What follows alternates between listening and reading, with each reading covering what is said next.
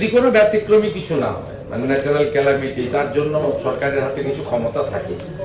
আমাদের তো পিছনের দরজা দিয়ে, সে তো চাইলে আমাদের আইনে ছিল নমিনেটেড বোর্ড আমরা করে দিতে পারতাম, আমরা করিনি।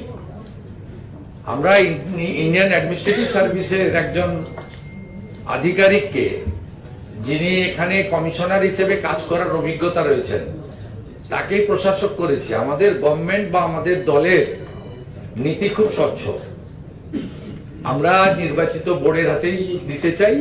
এবং আমরা, আপনি লক্ষ্য করবেন, আমাদের ইউডিএমএ ডিপার্টমেন্ট থেকে মাননীয় মন্ত্রীর নির্দেশে আমাদের প্রধান সচিব তিনি যে অর্ডার ইস্যু করেছিলেন, তাতে যারা এখানে মেজরিটি ছিলেন দিদেন টাইম, তাদেরকে স্কোপ দেওয়া হয়েছে 72 ঘন্টার মধ্যে মেয়র সিলেকশন করতে। কারণ এই অচলাবস্থা থাকতে পারে না। তারা যদি একমত না হতে পারে, তাদের লোকেরা যদি সবাই মেয়র হতে চায়, সে তো তার জন্য তো সরকার বা আমরা দায়ী হতে পারি না।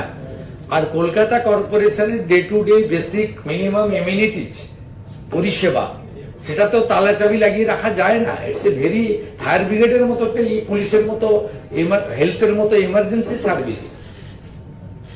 এটা তো পলিসি মেকিং ডিপার্টমেন্ট নয়, delivery department, day to day service department. এর কোনো শনিবার নেই, রবিবার নেই, ছুটির দিন নেই, মিড নাইট নেই, আর্লি মর্নিং নেই, 24x7। কলকাতা শহরে তো এখনো কিছু রাস্তা ভোর 5টার সময় আপনার পাইপ দিয়ে রাস্তা পরিষ্কার হয়, এটা তো অন্য শহরে নেই। কলকাতার তো একটা ঐতিহ্য রয়েছে। এখানে 1924 থেকে 1927 নেতাজি সুভাষচন্দ্র বসু মেয়র ছিলেন, এবং ঘটনাচক্রে উনিও প্রশাসক মেয়র ছিলেন, দুটো পোস্টে। ন্যাচারালি এইটাকে, কলকাতাটাকে খুব একটা আপনি ওইভাবে আপনার এতে ধরে রাখতে পারেন না।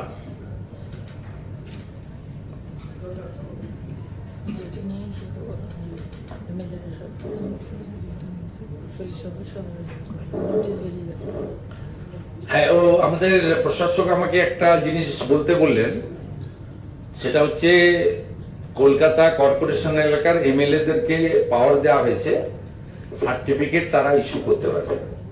যে সার্টিফিকেট গুলো মানে কাউন্সিলরদের ছিল, সেটা এমএলএ দেরও সার্টিফিকেট অ্যাকসেপ্ট হবে।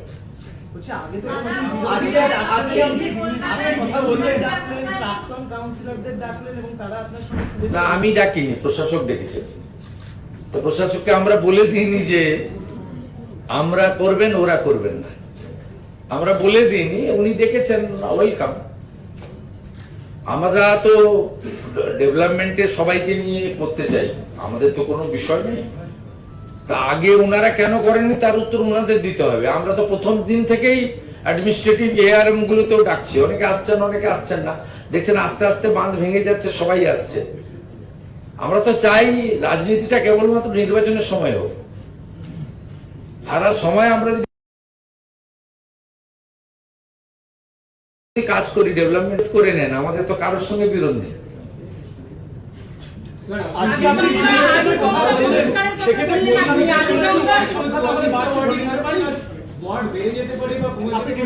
আমি দেখুন, এটা তো স্টেট ইলেকশন কমিশন করবে, রাজ্য সরকার সুপারিশ করে।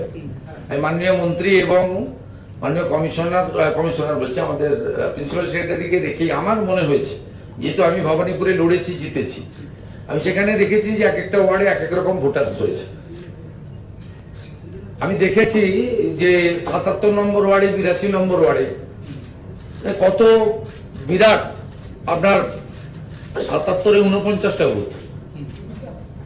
আবার বহু ওয়ার্ডে আমি দেখেছি যেখানে 20টার নিচে বুথ, 15-16টা বুথ। আমি 82 নম্বরে দেখেছি বিরাট আপনার ওয়ার্ড। এইরকম সব এরা যারা কলকাতাতে তাপস দ্বারা দীর্ঘদিন পলিটিক্স করেন জানেন। অগ্নিমিত্রা পালও কলকাতার সঙ্গে যুক্ত, তিনি অরিজিনাল আসানসোল হলেও তার কলকাতাতেই মেন কর্মভূমি বা বাসিন্দা। ন্যাচারালি আমরা সবাই জানি, স্বপনদা তো এখানে মানে তার বয়হুড থেকে শুরু করে ভাস্ট এক্সপিরিয়েন্স তার এখানে আছে। তা ন্যাচারালি আমরা সবাই একমত যে ডিলিমিটেশন হওয়া উচিত, ডিলিমিটেশন হওয়া উচিত। এবং এটা স্টেট গভর্নমেন্ট রেকমেন্ডেশন দেয় আর স্টেট ইলেকশন কমিশন করে, যাদের কাজ তারা করবেন। As a MLA of this city, মুখ্যমন্ত্রী ছাড়াও তো আমি এমএলএ না হলে তো মুখ্যমন্ত্রী হতে পারতাম না। আমি সিটির এমএলএ তো ভবানীপুরে, আমি তো রিপ্রেজেন্ট করছি কলকাতাকে। এখন ন্যাচারালি আমার মনে হয়েছে যে ডিলিমিটেশন হওয়া উচিত।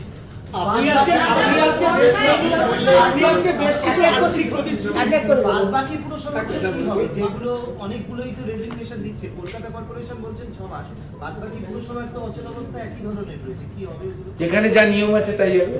আমরা প্রশাসককে এক্সটেনশন দেবো। হাওড়া কর্পোরেশনে 12 বছর ভোট হয়নি। কখনো আগের মুখ্যমন্ত্রীকে পৌরমন্ত্রীকে জিজ্ঞেস করেছিলেন? আগের পৌরমন্ত্রী প্রাক্তন মেয়র তো আজকে অনুষ্ঠানে ছিলেন।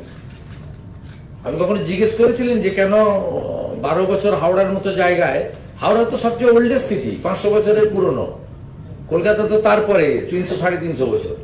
হাওড়াতে কি নরক যন্ত্রণার মধ্যে ওখানে মানুষ কাটালেন 12 বছর, কোনোদিন তো প্রশ্ন করেন। আমাদের নীতি খুব পরিষ্কার, খুব ব্যতিক্রমী জায়গা ছাড়া আমরা যেখানে যেখানে প্রশাসক আছে সেখানে আমরা দ্রুত নির্বাচন করার পক্ষে। তার সঙ্গে আমাদের মাথায় রাখতে হবে বর্ষা, প্রাকৃতিক বিপর্যয়, ছোট ছোট ছেলে মেয়েদের পরীক্ষার সূচি এবং দুর্গাপূজা, কালী পুজো সহ আমাদের বড় বড় উৎসবের সূচি। এই কয়েকটা জিনিসকে মাথায় রেখে আমাদের নির্বাচন দ্রুত হওয়া উচিত, এটা এই সরকারের নীতি। এইটুকু আমি কিন্তু মুখ্যমন্ত্রী হিসেবে আমার ক্যাবিনেট কলিগদের নিয়ে এইটুকু আমি বলতে পারি।